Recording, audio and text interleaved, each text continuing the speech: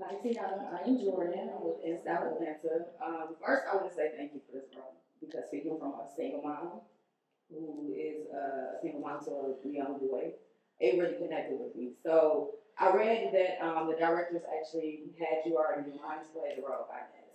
So my question to you is, how has your experience as being a mother, being raised by a single mother, and growing up in Harlem helped prepare you for this role?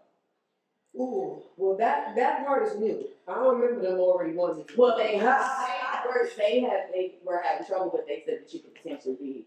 Oh, nice. No, that's really good to know because I mean, I read a lot of times after my first self tape, I definitely got the call back. At that point, it was mine to lose. It was a lot of work to be done though to fully get Inez. And with understanding AV, I understood exactly why I had to put the work in that I put in because this is her story. You know what I'm saying? This is her baby. This is also her first script and her first, feature film. So for her, this is something that she had to be able to trust a person with. I'm not gonna just throw it in anybody's lap. I'm not gonna just give it to you because you're from Harlem, so this works for the aesthetic. You get what I'm saying? Because at that point, I still hadn't had a serious role for anybody to even know if I got the chops or not.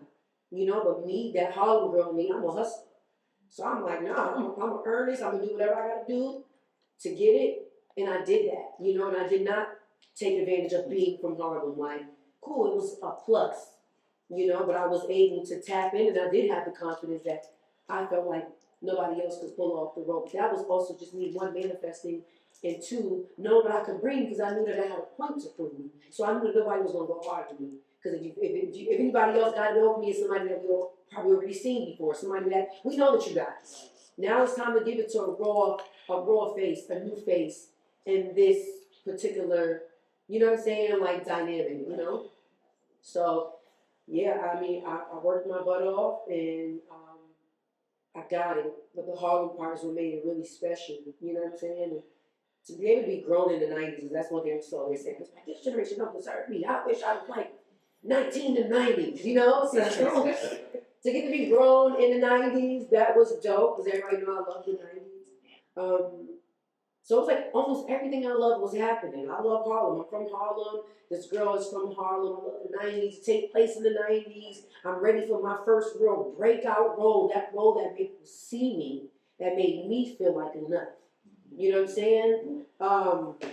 Was everything was happening and it made me realize that all the years of the waiting and the tears and feeling like it was punishment. Now I'm realizing that it wasn't punishment. The wait wasn't punishment. It was preparation for what was already written for me in the palm of God's hands.